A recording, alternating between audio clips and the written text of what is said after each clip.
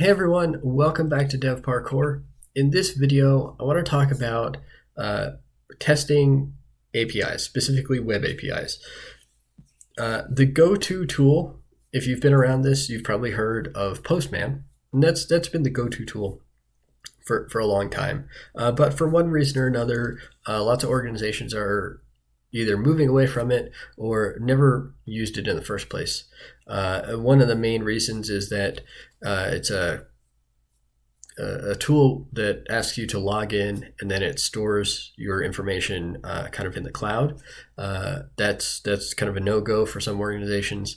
I don't particularly mind that aspect of it. I'm not paranoid about my data in that way. I'm not typically when I'm using Postman, I'm not doing anything super sensitive. But if I were, that might be a concern. But for me, the pain point is more that I want everything that I'm doing to be stored with my code. And it's actually a bit of a hassle, or at least it was the last time I used Postman. As I was prepping for this video, I realized that I don't even have Postman installed on this machine, which means it's probably been at least 2 years since I last used Postman. But it is kind of a pain to use Postman, make changes, export to disk, and then if I want to make changes again, I have to import from disk. That stores it in the cloud, make my changes, save, export back to disk. It's just frustrating.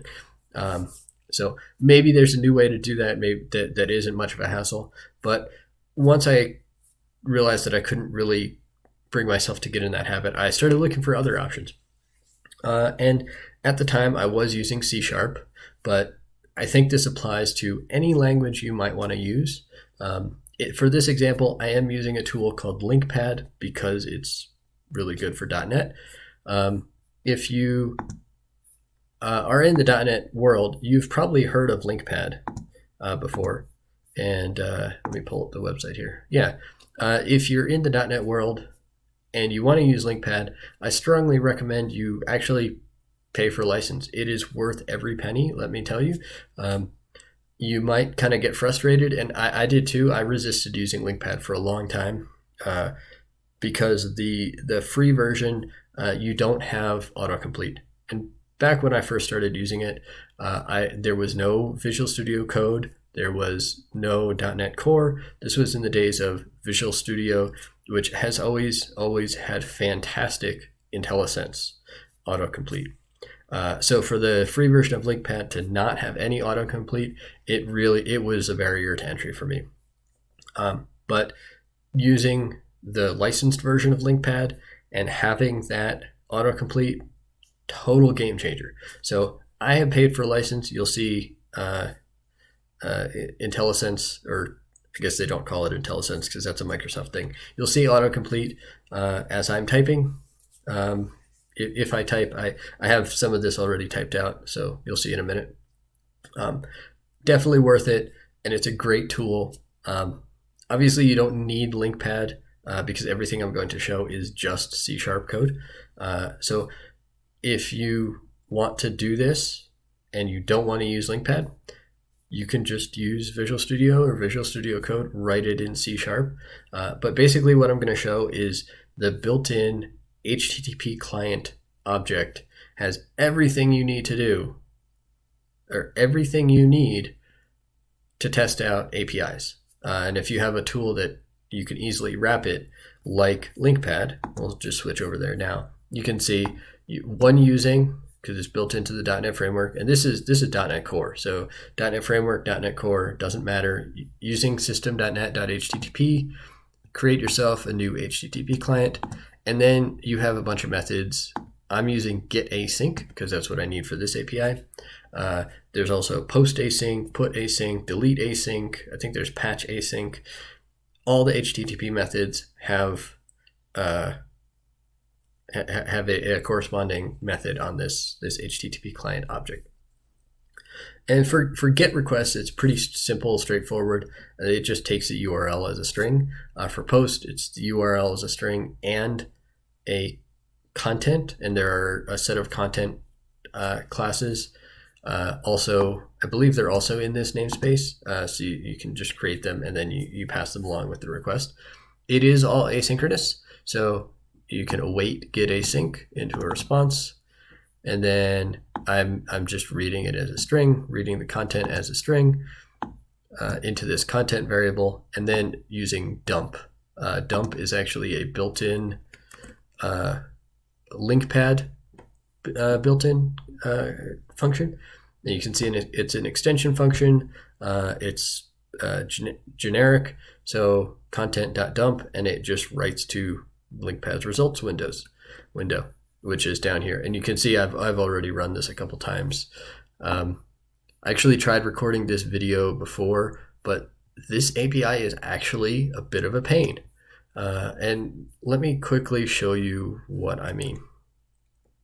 So initially, I started with this page, which is the documentation for this API.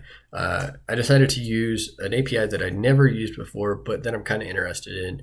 It's the NOAA Tides and Currents API. Seems pretty straightforward, right?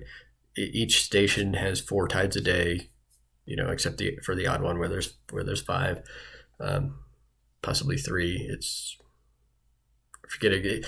almost a 24-hour cycle or a 12-hour cycle, but you might have some odd shifts here and there. You have 2 high tides, 2 low tides. How complicated could it be, right? Well, this API actually provides a whole lot of data, and you can actually go down to data products, and you can see, and I think the one that we ended up using was predictions. 6-minute predictions, water level data for the station. Right. So this was actually kind of a pain. Thankfully, on one of the early requests, it actually said, "Hey, your URL is malformed. Go to this URL, and you can create a better URL." So that's this URL builder. So I dumped the station ID, which you can get from, they have a map. I just copied the station ID from that map. And I think it's linked, Tides and Current station map. That's this page that I had pulled up over here.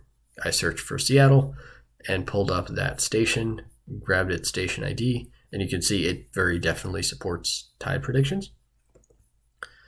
And plugged that into the URL builder, picked tide predictions, picked latest, picked default datum, station data. I don't think it really matters. I don't think it really makes that much of a difference. And picked some options. I wanted a JSON format. Then grabbed the URL. And then I just plopped that in Linkpad right here. And then I hit play.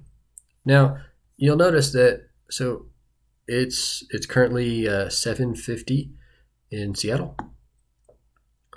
So the latest data it has is 7:48.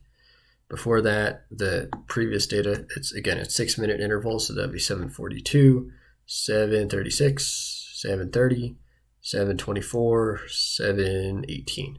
So it gives me, what is that, 6 different predictions, which I guess aren't really predictions because they are in the past. So hopefully they were more or less accurate. They were predictions when they went into the system. But what I really want is probably something more in the future, right? So this is a great tool where I can plug and play different options. So let's go back to the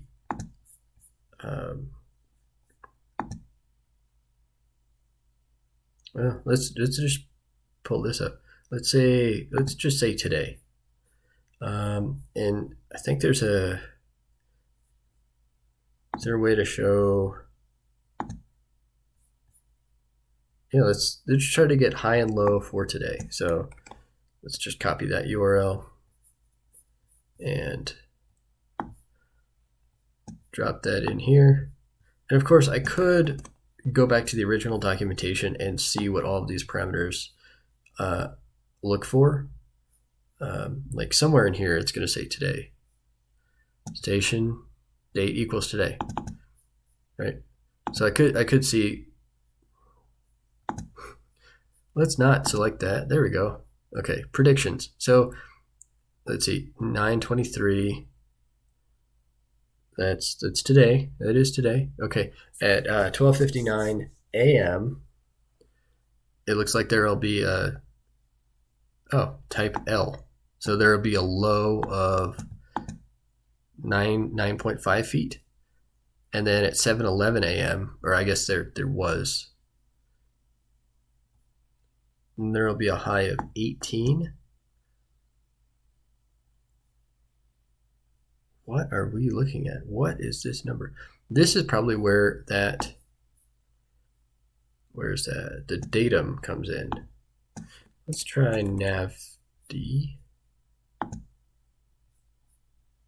Let's see. This looks more reasonable. Low of -0.7, a high of 7.8, 7.79, a low of 0.8, and a high of 8.4.